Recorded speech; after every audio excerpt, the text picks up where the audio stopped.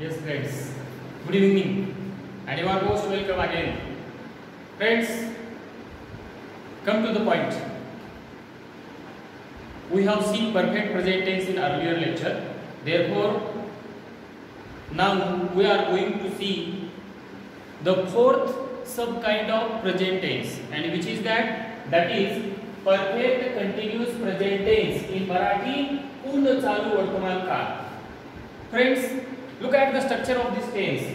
Subject plus have oblique has plus been plus verb in its ing form and then object. Now, in earlier lecture I have told you with which subject have is used and with which subject has is used. Okay, friends. Now, see the use of this tense. What is the use of this tense, friends? This tense is used to tell the action which has started in the long past, but which is still going on. But which is still going on means the action is not stopped or completed yet. Friends, let's explain in Marathi. मित्रांनो, मराठीत बघूयात आपण. हा चौथा काळ present टेन्सचा हा चौथा प्रकार आहे. त्याचं नाव आहे परफेक्ट कंटिन्यूअस प्रेझेंट टेन्स. मराठीमध्ये तुम्ही त्याला पूर्ण चालू वर्तमान काळ असं म्हणू शकता. आणि या काळाचं जे स्ट्रक्चर आहे ते स्ट्रक्चर असे subject plus have oblique has plus been plus verb I N G plus object. आता हॅव आणि हॅज कोणतं कुठं वापरायचे तुम्हाला अगोदर मी सांगितलेले परफेक्ट प्रेझेंट टेन्स मध्ये तेच आहे. परफेक्ट प्रेझेंट टेन्स मध्ये जे सांगितलेलं आहे तेच आहे. हॅव कुठं आणि हॅज. आयच्या पुढे हॅव, ही सीटच्या सोबत हॅज, वी यू दे च्या सोबत हॅव. पुन्हा एकदा आहे. हा, त्याच्यानंतर आता आपल्याला या काळाच्या उपयोगाकडे यायचे. हा काळ कुठे वापरला जातो तर सगळ्यात महत्त्वाचं आहे की हा याचा जो उपयोग आहे ते नीट काळजीपूर्वक आहे का, की जी क्रिया भूतकाळात सुरू झालेली आहे परंतु आणखी संपलेली नाही किंवा पूर्ण झालेली नाही. मित्रांनो, मी बोर्डावर एक उदाहरण लिहिलेलं आहे बघा. मी असं लिहिलेलं आहे की I have been living in Beed since 1993. त्याचा मराठीत अर्थ असा होतो, मित्रांनो, मी 1993 सालापासून बीड मध्ये राहत आलेलो आहे. राहण्याची क्रिया कधी सुरू झाली? 1993 ला. आणखी संपली आहे का? नाही.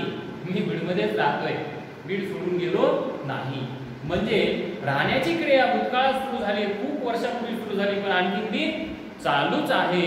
म्हणून ती क्रिया जर आपल्याला कोणाला सांगायची असेल तर याच काळात सांगावं लागेल. किंवा दुसरा अर्थ असा भी असू शकतो की जेव्हा जेव्हा तुम्ही एखादं वाक्य या काळात सांगाल तेव्हा त्याचा अर्थच असा होतो की या वाक्यातली क्रिया जी आहे ती बऱ्याच वेळापासून घडत आहे. बऱ्याच वेळापासून. तुम्ही बघा, मी असं म्हणालो की आय हॅव बीन टीचिंग. एवढं जरी म्हणालो आय हॅव बीन टीचिंग, त्याचा अर्थ असा होतो मी बऱ्याच वेळापासून शिकवत आलेलो आहे. किंवा आपण असं म्हणालो की ही हॅज बीन स्लीपिंग, तो झोपत आला म्हणजे बऱ्याच वेळापासून होतो. किंवा आपण एखाद्याला म्हणतो की ही हॅज बीन ईटिंग, तो बऱ्याच वेळापासून खात आलेला आहे. काही लोकांना सवय असते जास्त वेळ खायची. तशा प्रकारे ती क्रिया आपल्याला सांगायची. हा, कारण की याच्यात ती क्रिया चालू असते. मग तुम्हाला असं वाटेल की कंटिन्यूअस प्रेझेंट टेन्स मध्ये क्रिया चालू असते, दुसरा प्रकार, आणि ह्याच्यात बी. तर कंटिन्यूअस प्रेझेंट टेन्स मध्ये जी क्रिया असते ती कशी असते? टेम्पररी, म्हणजे तात्पुरती, त्या क्षणाला चालू असते. पण भूतकाळात कधी सुरू झाली याचा काही संदर्भ लागत नाही. उदाहरणार्थ ऐका, I am living in Beed म्हणलं तर मी बीड मध्ये राहतोय, परंतु कधीपासून राहतोय त्याचा संदर्भ लागत नाही, कारण की मी I am living continuous present मध्ये म्हणालो. पण जेव्हा मी असं म्हणेल I have been living in Beed, तेव्हा त्याचा अर्थ असा होतो की मी खूप वेळापासून किंवा खूप काळापासून बीड मध्ये राहत आलेलो आहे.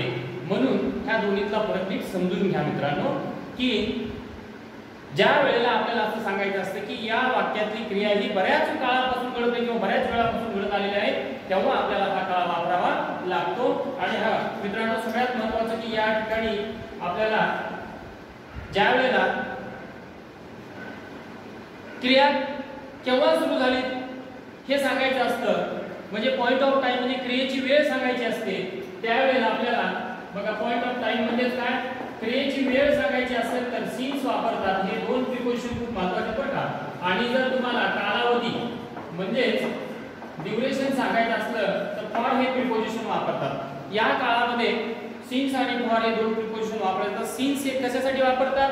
ज्या वेळेला तुम्हाला एक्झॅक्टली क्रिया कोणत्या वेळेपासून सुरू झाली हे सांगायचं असतं त्यावेळेला सिन्स म्हणजे पॉइंट ऑफ टाइम. आणि ज्या वेळेला ड्युरेशन म्हणजे कालावधी सांगायचं असतो त्यावेळेला फॉर. बघा हेच वाक्य आता मला जर म्हणायचं असलं की गेल्या 27 वर्षापासून मी बीडमध्ये राहत आहे तर मला काय म्हणाल की I have been living in Beed for last 27 years. बघा जेव्हा जेव्हा तुम्हाला कालावधी सांगायचा कालावधी वर्षाचा असेल, महिन्याचा असेल किंवा दिवसाचा असेल, आठवड्याचा असेल किंवा तासाचा असेल, मला असं म्हणायचं की गेल्या 2 तासापासून मी शिकवत आलेलो आहे तर मला काय म्हणाल की I have been teaching for last 2 hours म्हणजे गेल्या 2 तासापासून मी शिकवत आलेलो आहे. परंतु जर आपल्याला एखादी वेळ सांगायची की या वेळेपासून मला म्हणायचं सकाळपासून त्यावेळेला म्हणावं लागतं सिन्स मॉर्निंग किंवा संध्याकाळ सिन्स इव्हिनिंग किंवा दुपारपासून सिन्स आफ्टरनून. म्हणजे आपण ती काय करायला ठराविक वेळ सांगायला लागलो की मला असं म्हणायचं की मी आज सकाळपासून शिकवत आलेलो आहे तर काय म्हणेल मी I have been teaching since morning. अशा प्रकारे हा उपयोग आहे. आणि याचे जे दोन प्रिपोजिशन आहेत या काळात सिन्स आणि फॉर हे लक्षात असू द्या. आता आपल्याला या काळामध्ये या वाक्याला काय करायचंय? प्रश्नार्थ करायचे. आता प्रश्नार्थ करण्यासाठी आपल्याला स्ट्रक्चर मी तुमच्या समोर लिहितोय तेव्हा पहिलं स्ट्रक्चर येस न द्यायचं have oblique has plus been plus BING plus object. आता वरचं वाक्य तुम्हाला करून दाखवतो मी. बघा हॅव सब्जेक्ट होता आय, बीन ला बीन, लिव्हिंग ला लिव्हिंग, इन बीड ला इन बीड आणि हे पूरक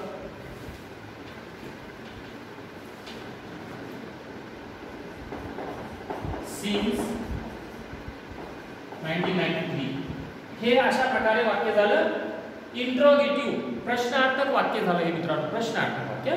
हा आता हेच वाक्य आपल्याला निगेटिव्ह करायचे तर निगेटिव्हचं स्ट्रक्चर बघा काय तर कन्फ्यूज होतं का कारण की नॉट इकडे ठेवायचं इकडे ठेवायचं की इकडे ठेवायचं. बघा आता मी स्ट्रक्चर लिहून देतो subject plus have oblique has plus not plus been plus verb ING plus object आणि फुल स्टॉप शेवटी. वरचं वाक्य करून दाखवतोय I have not been living in Beed since 1993. बघा आणि फुल स्टॉप. हे अशा प्रकारे झालं हे नकारार्थी हे झालं प्रश्नार्थक. आता तुम्हाला दोन वाक्य देतो खाली ते वाक्य तुम्ही काय करा अशा प्रकारे प्रश्नार्थक करा. They have been swimming in the pool. Pool म्हणजे काय माहिती आहे ना स्विमिंग पूल म्हणतो नाहीतर नुसतं पूल म्हणजे डबकं. कसलं डबकं? पाण्याचं डबकं. पाण्याचं म्हणजे नाही का डोह म्हणतो त्याला आपण आणि दुसरं डबकं म्हणतात. तर आता आणखी एक वाक्य देतो he has been working in a factory. तो एका कारखान्यात काम करत आलेला आहे असा अर्थ होतो. मित्रांनो आणखी एक महत्त्वाचा मुद्दा राहिला होता तो सांगतो की आपण ज्यावेळेला लेटर रायटिंग करतो आणि लेटर रायटिंग मध्ये खास करून फॉर्मल लेटर. फॉर्मल लेटर म्हणजे औपचारिक पत्र. पत्राचे दोन प्रकार पडतात एक फॉर्मल आणि इनफॉर्मल.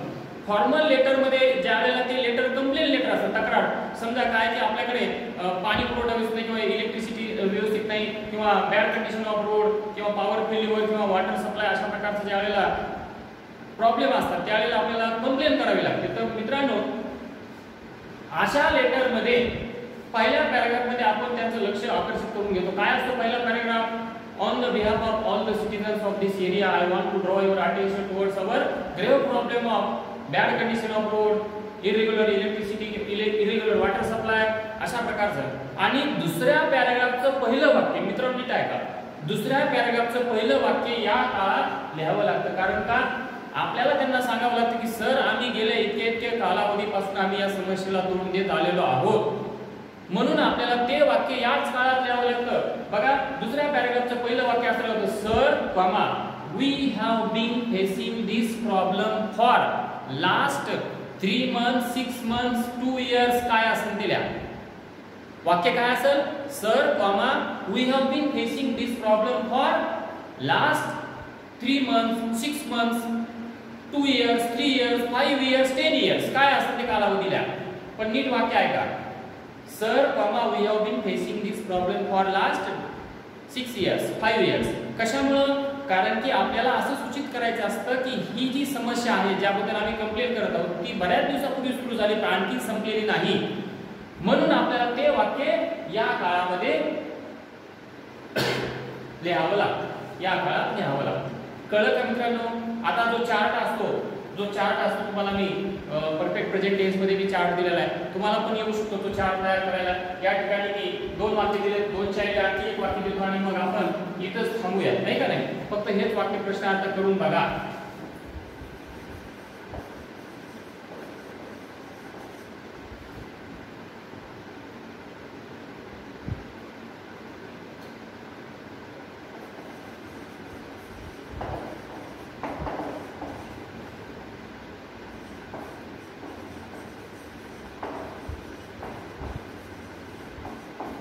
एक वाक्य, ठीक आहे मित्रांनो. आज आपण चार काळ पूर्ण केले, म्हणजे प्रेझेंट टेन्स पूर्ण केलेला आहे.